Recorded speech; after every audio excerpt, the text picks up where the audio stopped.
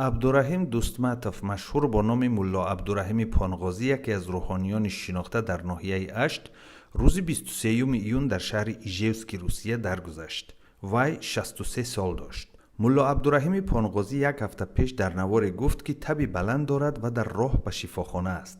علت رسمی مرگ او هنوز اعلان نشده است، اما در ویدیوی هفته گذشته بیشتر از نفس تنگی اذیت داشت و چند دفعه اشاره هم کرد که بعد بیشتر از 2 ماه خانه نشینی مریض شده و بدنش می سوزد. ملا عبدالرحیم پانغازی سال 1975 مکتبی به نام معدن را ختم کرده، بعداً تعلیم دینی را در شهر مرغلان ازبکستان گرفته است. 3 سال در نمنگان زندانی بود. خود او در یک صحبتش با نشریه روزگار گفته بود که سال 1989 از حبس آزاد شده به ناحیه اشت برمیگردد و همان سال امام خطیب مسجد مرکزی ناحیه تعیین می شود.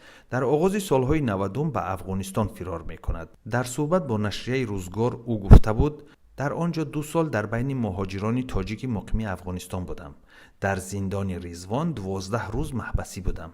بسیار لط و کوبم کردند.